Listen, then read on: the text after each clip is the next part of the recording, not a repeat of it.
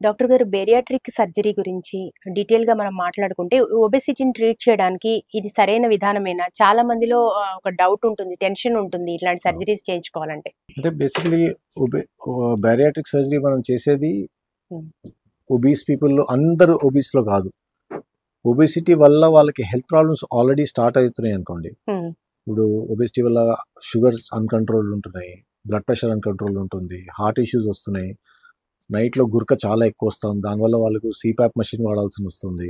హ్మ్. అలాంటోళ్ళకి మనం చేస్తే అవన్నీ జబ్బులు ట్రీట్ అయిపోతాయి. హ్మ్. ఇన్‌ఫాక్ట్ సర్జరీ తర్వాత ఆల్మోస్ట్ 30-40 కేజీస్ తగ్గినోళ్ళు కూడా ఉన్నారు. హ్మ్. దానివల్ల వాళ్ళ షుగర్స్ తగ్గిపోతాయి. హ్మ్. బ్లడ్ ప్రెషర్ తగ్గిపోతది. ఆ మందులు మానేస్తారు దాంతో వాళ్ళు. హ్మ్. ఆ గురక అనేది స్లీప్ యాప్నియా అంటారు. అది తగ్గిపోతది. సో వాళ్ళు హ్మ్. స్లీప్ మెషిన్ వాడకుండానే పడుకోగలుగుతారు. హ్మ్. సో మొత్తం లైఫ్ స్టైల్ చేంజ్ అయిపోతది వాళ్ళది. ఎక్సర్సైజ్ కూడా చేయగలుగుతారు. యెస్. అయితే గురక ఎక్కువగా పెట్టడం వల్ల ఇది కూడా ఒక హార్ట్ ట్రబుల్‌కి ఒక సింప్టమ్ అంటున్నారు కదా! అవునండి. గురక వల్ల బేసికలీ బాడీలో చాలా హార్మోన్స్ చేంజ్ అవుతాయి. అడ్రినలిన్ అని, నారడిన్ అని బాడీలో చాలా ఎక్కువైపోతది. హ్మ్. దానివల్ల హార్ట్ అటాక్స్ వచ్చే ఛాన్సెస్ చాలా ఎక్కువైపోతది. హ్మ్. సో అది కూడా one of the reasons early morning heart attacks కోసం.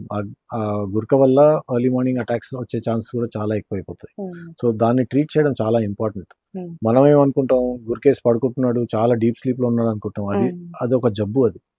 దానివల్ల బాడీలో ఆక్సిజనేషన్ తగ్గిపోతది. హ్మ్. చాలా మందికి డిప్రెషన్ వస్తది. హ్మ్. డిప్రెసివ్ ఇల్‌నెసెస్ ఉంటాయి. చాలా మందికి డే టైమ్‌లో డ్రైవింగ్‌లో యాక్సిడెంట్స్ అవుతాయి చాలా హ్మ్. సార్లు. హ్మ్. వాళ్ళు యాక్చువల్లీ ఆ గురక వల్ల ఏమవుతదంటే నైట్ డ్రైవింగ్ వీల్ మీద పడుకొని పోతారు. ఆహా! Day time okay. స్లీపినెస్ వస్తది. హ్మ్. సో దానివల్ల ఇష్యూస్ వస్తాయన్నమాట. హ్మ్. సో అది ట్రీట్ చేయడం చాలా ఇంపార్టెంట్ అండి. హ్మ్. ఆనెస్ట్‌లీ స్పీకింగ్ మన జనాలకి ఎంత షుగర్ ఉందో, డయాబెటిస్ ఉందో, బ్లడ్ ప్రెషర్ ఉందో అంతే ఈ గురక వల్ల కూడా ప్రాబ్లమ్స్ వస్తున్నాయి. హ్మ్. గురకలో గూడా చాలా రకాలుంటాయి. చాలా మందికి అసలు పక్క వాళ్ళందరికీ డిస్టర్బ్ అయ్యేంత అవును. స్థాయిలో గూడా అవును. చాలా లౌడ్‌గా గురక పెట్టడం. అవన్నీ వెయిట్ లాస్ అవ్వంగానే తగ్గిపోతాయండి. సో హ్మ్. దానికి ఆ బారియాట్రిక్ సర్జరీ అని చాలా మెడిసిన్స్ వచ్చాయి ఇప్పుడు. హ్మ్. ఒజెంపిక్ అని, సెమాగ్లూటైడ్ అని. దాంతో ఆల్మోస్ట్ 10-15 కేజీస్ అన్న వెయిట్ తగ్గుతది వాళ్ళకి. ఒకసారి వెయిట్ లాస్ అవుతే ఆటోమేటిక్‌లీ వాళ్ళు కూడా కొంచెం హ్మ్. బాడీ ఫ్రీ అవుతది. ఎక్సర్సైజ్ చేయగలుగుతారు. సో అవన్నీ చేంజ్ అవుతాయి. దాంతో షుగర్స్ తగ్గుతాయి వెయిట్ లాస్ అవ్వంగానే. హ్మ్. సో అవన్నీ చాలా హెల్ప్ అవుతాయండి. అంటే సర్జరీ ఎవరైనా చేయించుకోవచ్చా డాక్టర్ గారు?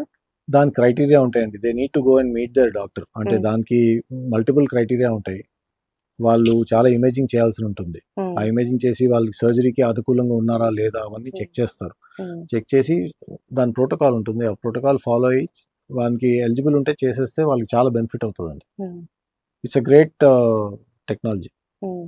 ఇప్పుడు చాలా మంది ఒబెసిటీ ఉన్న వాళ్ళలో డయాబెటిస్ కూడా ఉంటారు. అవును. సో, ఆ పేషెంట్స్‌కి ఎట్లా మరి ఇట్లాంటి సర్జరీస్ ఓకేనా? వాళ్ళకే ఎక్కువ బెనిఫిట్ అవుతదండి. హ్మ్. వాళ్ళు మాక్సిమం బెనిఫిట్ అయ్యేది ఈ ఒబెసిటీ వల్ల ఉన్న ప్రాబ్లమ్స్ వస్తున్నాయి చూడండి. వాళ్ళకే ఎక్కువ ఎఫెక్ట్ అవుతది. హుహు.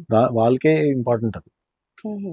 ఇన్‌ఫాక్ట్ ఇప్పుడు ఏఐజీలో మేము ఎండోస్కోపికల్లీ చేస్తున్నాం. కట్ చేయకుండా కూడా బైరాటిక్ సర్జరీస్ చేస్తున్నాం అన్నమాట. హ్మ్. సో పేషెంట్స్ వస్తారు 2 డేస్‌లో ఇంటికెళ్ళిపోతారు. హ్మ్. Without a cut. హ్మ్. సో ఎండోస్కోపికల్లీ చేస్తున్నారు బైరాటిక్ సర్జరీస్. ఓకే. సో చాలా సింప్లిఫై కూడా అయిపోయింది. హార్ట్ ప్రాబ్లమ్‌తో హాస్పిటల్‌కొచ్చిన వాళ్ళకి ఎట్లా డయాగ్నోస్ చేస్తారని మనం మాట్లాడుకున్నాం ఆల్రెడీ. కానీ జనరల్ హెల్త్ చెకప్ కోసం వస్తుంటారు చాలామంది. ఏదన్నా గుండె సమస్యలున్నాయా అని అవును. ప్రికాషన్‌గా చెకప్ చేయించుకోవడానికి. అవును. అలాంటి వాళ్ళకి ఎట్లా డయాగ్నోస్ చేస్తారు? అంటే జనరల్లీ 40 ఇయర్స్ అయినాయి అంటే అండి ఒక జనరల్ హెల్త్ చెకప్ అందరూ చేయించుకుంటే బెటర్. హ్మ్. One let it be at their own convenience wherever but చేయించుకుంటే బెటర్. హ్మ్. ECG, echo, basic TMT yearly ఒకసారి చేసుకుంటే మనకి బేసిక్ ఐడియాస్ వచ్చేస్తాయి. వాళ్ళు హై రిస్క్ ఉన్నారనుకోండి, చాలా ఇయర్స్ నుంచి డయాబెటిస్ ఉంది, చాలా ఇయర్స్ నుంచి బ్లడ్ ప్రెషర్ ఉంది, కొంత సిమ్టమ్స్ వస్తున్నట్టు అనిపిస్తుంది, హ్మ్. ట్రెడ్మిల్‌లో ఏమైనా తేడాగా అనిపిస్తుంది, వాళ్ళకి మనము either angiogram or CT angiogram చేసుకోవచ్చు. సిమ్టమ్స్ పట్టి డిసైడ్ అవుతుంది. కొన్నిసార్లు జస్ట్ రూల్ అవుట్ చేయడానికి వెళ్తే సిటీ యాంజియో చేసుకోవచ్చు. బట్ సిమ్టమ్స్ ఉన్నాయి, ట్రెడ్మిల్ పాజిటివ్ ఉందనుకుంటే రెగ్యులర్ యాంజియోగ్రామ్, కన్వెన్షనల్ యాంజియోగ్రామ్ చేసుకోవడం బెటర్.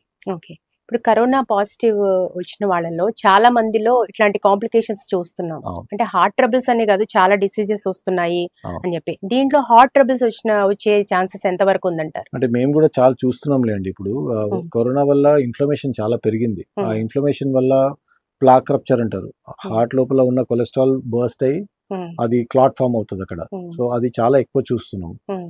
కొలెస్ట్రాల్ డిపాజిషన్ కూడా చాలా ఎక్కువ చూస్తున్నాం. ఇన్‌ఫాక్ట్ యంగర్ పీపుల్‌లో కూడా చూస్తున్నాం. హ్మ్.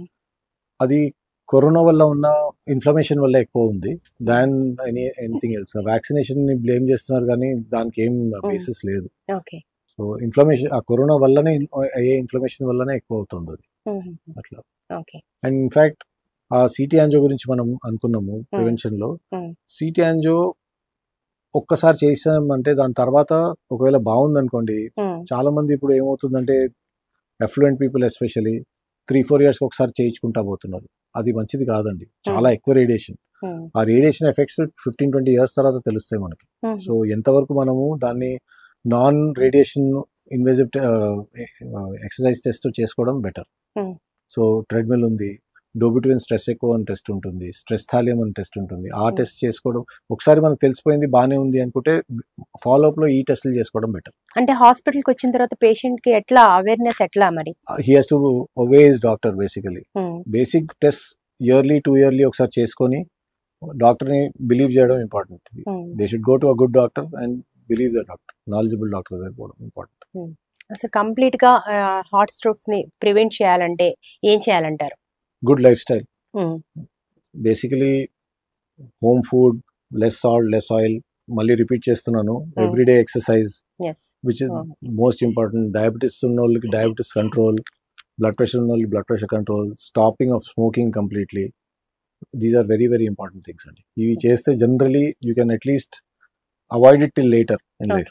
ఖర్చుల విషయానికి వస్తే హాస్పిటల్లో హార్ట్ ట్రబుల్ వచ్చి పేషెంట్ వస్తే కనుక చాలా ఎక్కువ ఖర్చు పెట్టాల్సి వస్తుంది డాక్టర్ గారు. అంటే ఇది ఖచ్చితంగా అడగాల్సిన క్వశ్చన్, ఎందుకని ఇంత పెరిగిపోయింది అంటే ఒకప్పుడుతో పోల్చుకుంటే? అంటే ఇప్పుడు ఆనెస్ట్ గా చెప్పాలంటే అండి, ఇన్ఫ్రాస్ట్రక్చర్ అండ్ టెక్నాలజీ మీద ఎక్కువ స్పెండ్ చేస్తారు. యాక్చువల్లీ చూస్తే మీరు డాక్టర్ మీద స్పెండ్ చేయరు, you spend on the infrastructure and the technology. ఇప్పుడు యాంజియోప్లాస్టీ అయింది అనుకోండి, యాంజియోప్లాస్టీలో doctor make only few thousands, uh lakhs లో ఉన్న బిల్ మేజర్లీ టెక్నాలజీ మీద పోతుంది. ఇప్పుడు అదే క్వశ్చన్ ఇక్కడ లాక్స్ లో బిల్ అవుతుంది. పీపుల్ థింక్ ఆ లాక్స్ లో పేషెంట్ డాక్టర్ కి పోతుంది, డాక్టర్ కి ఏం పోదు అక్కడ. Doctor hardly will get some few thousands for all that. Maximum bill will be for the technology. వాళ్ళు వాడే వైర్స్, వాళ్ళు వాడే గైడ్ వైర్స్, స్టెంట్స్, వాటికి ఎక్కువ పోతుంది, కానీ మెడిసిన్స్ కి దాంట్లో ఎక్కువ పోతుంది. It's not based on that. Second, patients కూడా ఇప్పుడు లగ్జరీ కావాలండి. They want a very posh place to be. Posh place అంటే ఖర్చు పెట్టాల్సింది. పాష్ అంటే ఒక సామాన్యుడి విషయం కూడా కొద్దిగా ఆలోచించాల్సిన విషయం ఉంది కదా. అది గవర్నమెంట్ ఆలోచించాలండి. అది ఇఫ్ దే వాంట్ ఫెసిలిటీ, అది గవర్నమెంట్ ఆలోచించాలి. గవర్నమెంట్ ఆలోచించింది కాదు, అది పాసిబుల్ కాదు. Government has to take care of all those things. Government should build facilities for that, not private hospitals లో ఎక్స్పెక్ట్ చేయలేరు అది. డాక్టర్ గారు, హార్ట్ లో బ్లాక్స్ ఉన్నప్పుడు స్టంట్ వేసిన తర్వాత సో ఫర్దర్ గా ఇంకా ఎలాంటి జాగ్రత్తలు తీసుకోవాలి? ఆ స్టంట్ ఎంతకాలం ఉపయోగపడుతుంది అంటారు? అంటే జనరలీ గ్లోబల్ డేటా చెప్తున్నాను. గ్లోబల్ డేటా వరల్డ్ వైడ్ ఇన్ని ట్రయల్స్ అన్ని అయిన తర్వాత స్టెంట్ వేసిన తర్వాత 2-3% రీనారోయింగ్ ఛాన్సెస్ ఫస్ట్ 1 year లో ఉంటాయండి. 1 year లో అవ్వకపోతే జనరలీ అవ్వదు. అంటే వేరే రక్తాల్లో వేరే చోట బ్లాక్ అవ్వచ్చు, but with in the stent first 1 year లో, ఎందుకంటే బాడీది ఇంటర్నల్ లైనింగ్ ఫామ్ అయిపోతుంది 1 year లో. సో అది అయిపోతే దాని తర్వాత ఆ టైంలో రీనారో అవ్వలేదు అనుకోండి, ఎందుకంటే ఆ ఫస్ట్ 1 year లోనే బాడీ రియాక్ట్ అవుతుంది ఫారెన్ మెటీరియల్ కి. అవ్వకపోతే మన లైనింగ్ ఒకసారి ఫామ్ అయ్యి మనం స్టెంట్ అది ఇంటర్నలైజ్ అయిపోయింది అనుకోండి, మళ్ళీ రీనారో అవ్వదు. వేరే చోట అవ్వచ్చు, బట్ ఆ రీనారోయింగ్ 2-3%. సపోజ్ జనాలు డయట్ చక్కగా చేయలేదు, డయాబెటీస్ అన్కంట్రోల్డ్ గా ఉంది, ఎక్సర్సైజ్ చేయలేదు, మెడిసిన్స్ టైంకి వేసుకోలేదు, ఆబ్వియస్లీ పర్సెంటేజ్ హైయర్ ఉంటుంది. సో అగైన్ మళ్ళీ ట్రీట్మెంట్ ఎట్లా ఉంటుంది? అంటే స్టెంట్ లోపలే మళ్ళీ బలూన్ చేసేసి దానిలో లోపలే స్టెంట్ పెట్టొచ్చు, లేదంటే డ్రగ్ కోటెడ్ బలూన్స్ అని వచ్చినాయి ఇప్పుడు. ఆ డ్రగ్ కోటెడ్ బలూన్స్ తో ఓపెన్ చేసేయచ్చండి. సో ఇప్పుడు ఇమేజింగ్ కూడా ఉంటుంది, లేజర్ ఉంటుంది మా దగ్గర, అవి ఏజీలో లేజర్ కూడా ఉంది. సో ఆ లేజర్ తో కూడా క్లీన్ చేసేస్తాము, క్లీన్ చేసి దాన్ని బలూన్ తో ట్యాకప్ చేస్తాము అన్నమాట. ఒకసారి హార్ట్ ప్రాబ్లమ్స్ వచ్చిన పేషెంట్స్ కి జనరల్ గా ఇంకేదన్నా క్యాన్సర్ లాంటి ప్రాబ్లమ్స్ ఏమైనా వస్తే కనుక ఈ ట్రీట్మెంట్ ఆ ట్రీట్మెంట్ కి ఏమైనా ప్రాబ్లం ఉంటుంది? జనరల్లీ ప్రాబ్లం రాదండి. ఓన్లీ థింగ్ ఏంటంటే స్టెంట్ పెట్టుకున్న వాళ్ళకి బ్లడ్ థిన్నర్స్ ఉంటాయి. సర్జరీ ఏమైనా అవసరం ఉందనుకోండి, క్యాన్సర్ వచ్చిన వేరే ఏమైనా జనరల్ సర్జరీ అవసరం ఉంటే ఆ 4-5 days మెడికేషన్ స్టాప్ చేసి చేయాల్సి ఉంటుంది. సో ఆ టైంలో ఆ 4-5 days కొంచెం క్లాట్ అయ్యే ఛాన్సెస్ రిస్క్ ఉంటాయి, బట్ వీ టేక్ మెజర్స్ తీసుకుంటాం, వేరే ఇంజెక్షన్స్ ఇస్తాము. సో జనరల్లీ ప్రాబ్లం రాకూడదు. ఓకే డాక్టర్ గారు, చాలా మందిలో మనం చూస్తున్నాము లిమిట్లెస్ గా వర్కౌట్స్ చేయడము అండ్ డైట్స్ కూడా ఎక్సెస్ డైట్స్. ఇవి ఎట్లా చూడాలి అసలు హార్ట్ ట్రబుల్స్ కి, అంటే హార్ట్ ప్రాబ్లమ్స్ రావడానికి ఇవి ఎట్లా కారణం అవుతాయి? రీసెంట్ టైమ్స్ లో ఎస్పెషల్లీ చాలా చూస్తున్నాం కదా, చాలా మంది డెత్ అవుతోంది. అవి ప్రాబ్లీ ప్రీవియస్లీ కూడా అవుతా ఉన్నాయి, బట్ ఇప్పుడు కొంచెము సోషల్ మీడియా వల్ల కూడా కొంచెం ఓవర్గా ఎక్స్పోజ్ అవుతా ఉన్నాయి. బట్ డెఫినెట్లీ వన్ థింగ్, మనము ఎక్సెస్లో ఏది చేయకూడదు. ఇప్పుడు ఎక్సర్సైజ్ స్టార్ట్ చేసినా జనాలు సడన్గా చాలా హై లెవెల్ ఎక్సర్సైజ్ స్టార్ట్ చేసేస్తారు, గ్రాడ్యువల్గా బిల్డప్ చేయరు. ఎక్సర్సైజ్ నెక్స్ట్ 30-40 ఇయర్స్ చేయాలి కదండి. గ్రాడ్యువల్గా బిల్డప్ చేసుకోవడంలో తప్పేం లేదు. గ్రాడ్యువల్గా బిల్డప్ చేస్తే ఆటోమేటిక్లీ బాడీ కూడా అక్లమటైజ్ అవుతుంది. ఆ బాడీ అక్లమటైజ్ అయ్యి మీ హార్ట్ రేట్స్, మీ బ్లడ్ ప్రెషర్స్ అవన్నీ స్లోగా ఆ ఎక్సర్సైజ్కి అక్లమటైజ్ అవ్వకుండా మీరు చాలా హై ఎండ్ వరకు వెళ్ళొచ్చు. బట్ సడన్గా దానికి వెళ్తే బాడీ కూడా అక్లమటైజ్ అవ్వదు, ఆటోమేటిక్లీ ప్రాబ్లమ్స్ వస్తాయి, హార్ట్ అటాక్స్ వస్తాయి.